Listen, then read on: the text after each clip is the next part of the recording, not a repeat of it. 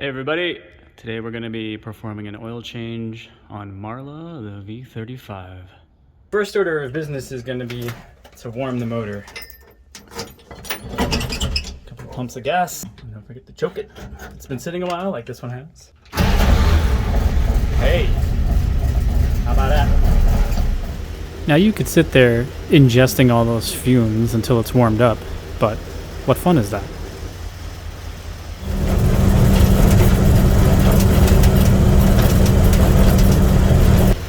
Once you've achieved operating temp, shut the Jeep down.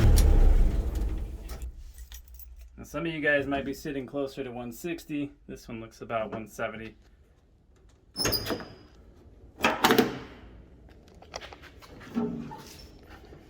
There she is, the old Go Devil. All right, let's get started. So I don't know about for you guys, but Marla's got a military standard filter. It says along the edge there.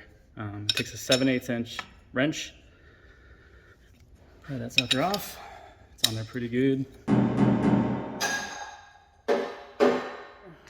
Pull that guy off of there and be careful because the spring in here pops right off of there. This one stayed on this time, but I'm gonna pull the seal out. I've got a drain pan sitting on the fender with a shop towel underneath. The filter has a little handle on top. I can pop that up, give it a couple of little spins, and gently pull it very slowly because that thing is basically full of oil and it's pretty warm. Just go real slow. It's gonna drain a little bit out of the bottom.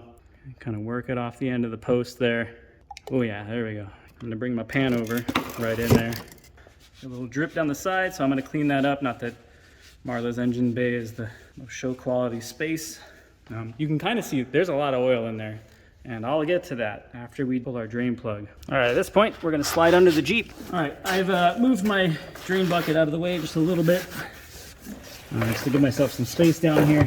Now be careful, things are warm down here, so you don't wanna burn yourself. And that's a 1 1/8 inch drain plug. There we go. All right, touch the exhaust, that's good, nice and hot. Okay, here it comes. See if I can do it without getting all dirty. Give it a little back pressure is the plan. Well, I got myself with it. That's okay, it's gonna happen, guys. Now, there's a little washer on here and I'm gonna wanna make sure I keep that. Because, yeah, there's the exhaust again, found it. Now while that is draining, we're gonna go do something else. Alrighty, so we're gonna exchange the oil in the oil bath air cleaner right here. It's got some clips here. There's one over there and there's one over here. Some of you guys might have some wing nuts, depending on the year and what model you've got. So the bottom of this thing basically drops off once you've unclipped those. You want to be very careful not to spill all your oil all over the place. Another thing I've got to contend with here is the previous owner added a winch and converted to 12 volt. No complaints here or anything, but I do have to avoid these wires. And similarly, there's some heater, there's a Harrison heater inside here. So I have to watch out for those as well. And I'm coming out of there. It's a bit of a balancing act. So hopefully it goes well. I've got my drain pan right over here on the floor. So I'm gonna go right to it. Do the back clip first, in front, very gently. Make sure your clips have cleared the little channels there. So you need to open them up sometimes. Very slowly. I'm gonna walk the oil bath air cleaner out. You can see that's a pretty tight squeeze. Things get kind of close. And there we have it. So I'm gonna dump this out. I'm gonna wipe the inside of this. I'm gonna set that there for now because we're gonna have to address the oil that is in the filter housing. Now remember, the block is draining right now, so we're just kind of letting that all drain out. And while that's going, we've moved up here to do some other stuff. I don't know, I've looked at a couple of different, how do you clean out the filter housing? Pretty sure there's a drain plug on the bottom, but I like to go to the dollar store. Don't buy one every time. This is my trusty filter cleaner. It's a $1 turkey baster.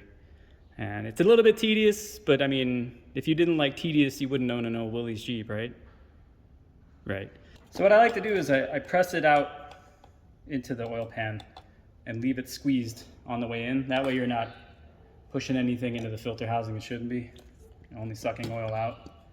So make sure that when you come into there, it's already primed.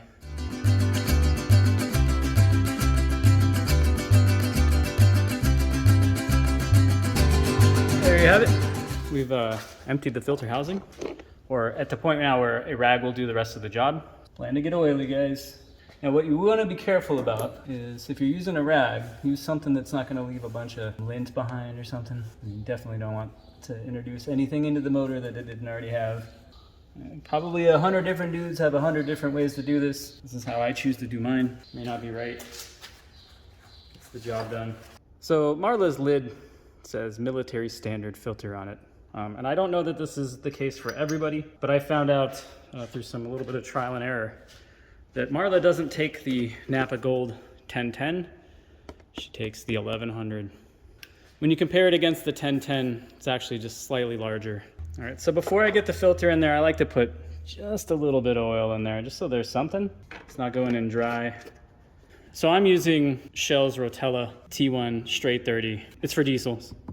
You can internet for days on what is and isn't the right oil to be using, but this has a high zinc content. So we're gonna seat this in right over the post. Go gently, and there we go, nice and in, right? That's it. Next, I'm gonna take a moment, give that a wipe down, clean it out. You'll notice I took the gasket out, the old one. New filter comes with one. That was also the problem with the 1010. The gasket wasn't big enough. There's a spring underneath. I like to put the wide part on top of the filter, just so it has a good space to sit on. And I stick that spring there first before putting the cap on. And I remove the bolt. And you can see I've placed my seal there. A little bit of oil on both sides before you seat it. And then I kind of just set it there so that the hole is lined up. I found that it's too hard to pre-assemble everything and then try to get it in there. So I go up here and then just go finger tight. Make sure you're not cross-threading this guy. Okay, I found the hard way that this takes quite a bit of force to make sure that it's down tight. Found out when I had oil all over the underside of the hood one day, and I was down a quart. So give it a good turn, not too much. You don't want to suddenly have righty-tighty be righty-loosey, you know, but it feels like we got a good seat all the way around. I'm gonna go ahead and fill up the oil bath air cleaner canister and put that back on as well. Remember, we cleaned this out earlier with a rag. The Marla's pretty old, so that's not the greatest in there, but there is a fill line in here.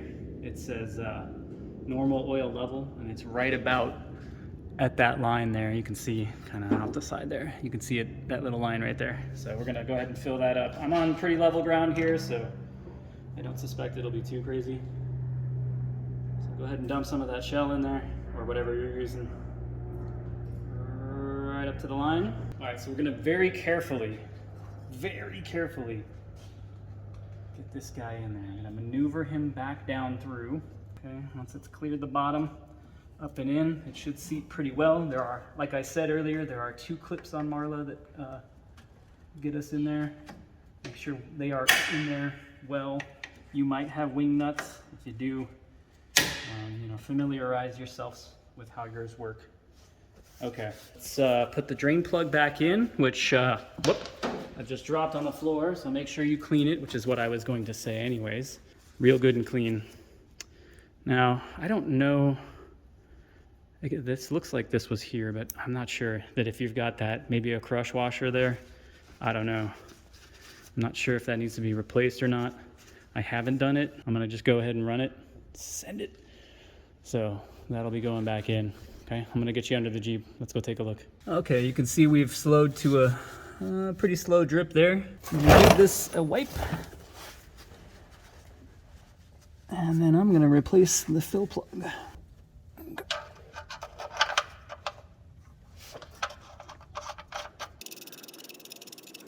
A little snug.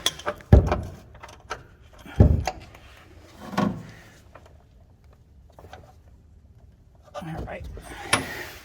So it's worth mentioning, I think, that before you go draining your oil, make sure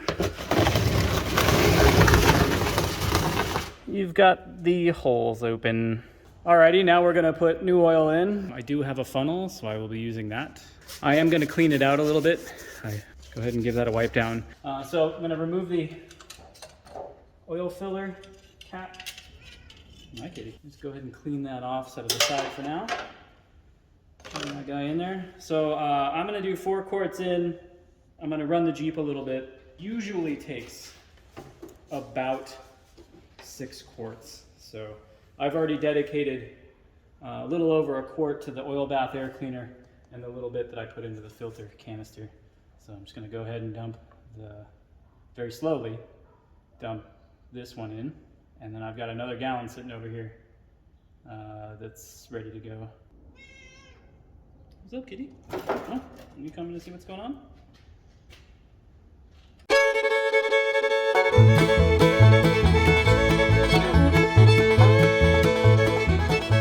It's about 3 quarts in. I'm gonna do a whole nother quart here, just so I know that I've got 4 in there.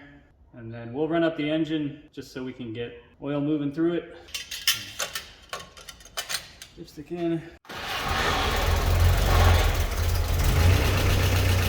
So we've let it run a bit, and we're gonna check the dipstick again. At this point, I rinse and repeat, check, fill, and run until the dipstick reads full.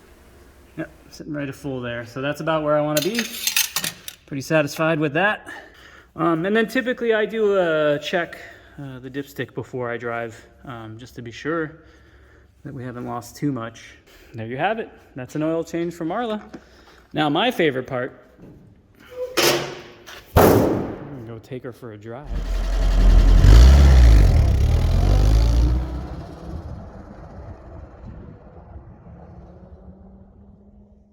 I almost forgot. Oh man.